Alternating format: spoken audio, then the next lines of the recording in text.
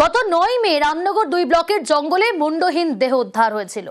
ব্যক্তিগত শত্রুতার জেরে 4 বন্ধুর বিরুদ্ধে খুনের অভিযোগ এবার গ্রেফতার করা হলো। কোথা থেকে গ্রেফতার আরো ডিটেইল জানাবে পঙ্কজ রয়েছে আমার সঙ্গে। পঙ্কজ, গত 9 মে যে খুন করা হয়েছিল, যে মুন্ডহীন দেহ উদ্ধার হয়েছিল, সেই ঘটনায় 4 জনের বিরুদ্ধে অভিযোগ উঠেছিল। যাকে গ্রেফতার করা হলো তার কি পরিচয়, কখন গ্রেফতার, কোথা থেকে গ্রেফতার?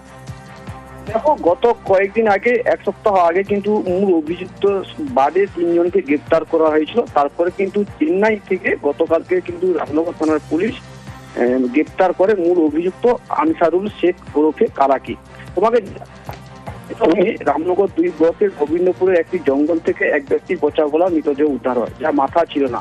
এরপর দিন কিন্তু কিছুটা দূরে তার মাথা উদ্ধার হয়। সেই ঘটনার মৃতের হাতে ট্যাটু সূত্র ধরে কিন্তু ব্যক্তিগত পরিচয় উদ্ধার করে পুলিশ।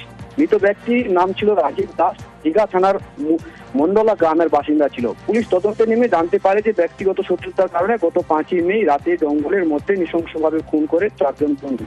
গত প্রায় 1 সপ্তাহ আগে স্থানীয় এলাকা থেকে গ্রেপ্তার হয়েছিল বাকি 3 জনা। তারা হলেন সোমনাথ দাস মন্ডলা গ্রামে এবং রামনগরের পারাঙ্গা থেকে শেখ শামিরুল ইসলাম এবং আমিরপুরের বাসিন্দা রাজীব বর। এরপর মূল অভিযুক্ত আনসারুলের খোঁজ চালাচ্ছিল পুলিশ। আনসারুল দীঘা থানার এলাকার একটি ধর্ষণ মামলার সঙ্গে যুক্ত ছিল। তাকে চেন্নাই থেকে ট্রানজিটিভ রিমান্ড নিয়ে রামনগর থানার পুলিশ আজকে তাকে কাঁচি মহকুমার আদালতে তোলা হয়।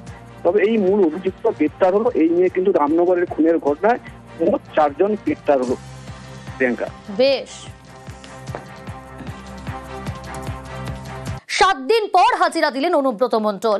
বোলপুর এসডিপিও অফিসেই হাজিরা অনুব্রত। রায়সিকে কদর্য গালাগালির অডিও ভাইরাল। অনুব্রতকে হাজিরার নোটিশ দেয় পুলিশ। দলের নির্দেশেই ক্ষমা চান অনুব্রত মণ্ডল। আজ হাজিরা দিলেন অনুব্রত মণ্ডল। বোলপুর এসডিপিও অফিসে হাজিরা অনুব্রতর। ইন্দ্রজিৎ রয়েছে সরাসরি আমার সঙ্গে। ইন্দ্রজিৎ, কখন পৌঁছলেন বোলপুর এসডিপিও অফিসে অনুব্রত মণ্ডল? এখনো কি রয়েছেন সেখানে, কি জানা যাচ্ছে? দেখো, একদমই যেটা বলে রাখবো, অনুব্রত মণ্ডল 3:25 নাগাদ যে বোলপুরে যে এসডিপিও অফিস সেখানে কিন্তু এসে পৌঁছান এবং এখনো পর্যন্ত অনুব্রত মণ্ডলকে কিন্তু ভেতরেই জেরা করা হচ্ছে। অর্থাৎ তদন্তকারী অফিসার বোলপুরের এসডিপিও রিকি আগরওয়াল তিনি জেরা করছেন, এমনটাই কিন্তু জানা যাচ্ছে। যেটা বলে রাখবো, অনুব্রত মণ্ডল যেমন অন্যান্য দিন যেমন সিকিউরিটি নেন, তার পাইলট কার্ড থাকে বা তার যে নিজস্ব সিকিউরিটি রয়েছে অর্থাৎ পুলিশ সিকিউরিটি রয়েছে, কোনো কিছু না নিয়ে একটি গাড়ি করে তিনি সরাসরি চলে আসেন শান্তিনিকেতনের যে এসডিপিও অফিস, সেই এসডিপিও অফিসে এসে তিনি কিন্তু হাজিরা দিচ্ছেন। অর্থাৎ এখনো পর্যন্ত প্রায় 1 ঘন্টা হয়ে গেল, 1 ঘন্টা কাজ হয়ে গেল। অনুব্রত মণ্ডল কিন্তু এসডিপিও অফিসে অর্থাৎ তদন্তকারী অফিসার যিনি রয়েছেন তার মুখোমুখি হয়ে রয়েছেন। যেটা বলে রাখবো, অনুব্রত মণ্ডল যে দুখানা নোটিশ কিন্তু এড়িয়েছিলেন এবং ডাক্তারি সার্টিফিকেট দিয়েছিলেন যে 5 দিনের জন্য তাকে সম্পূর্ণভাবে বেড রেস্টের কথা বলা হয়েছিল।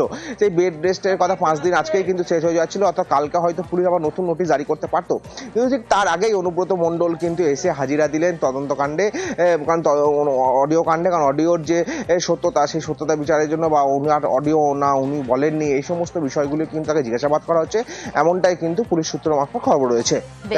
বেশ।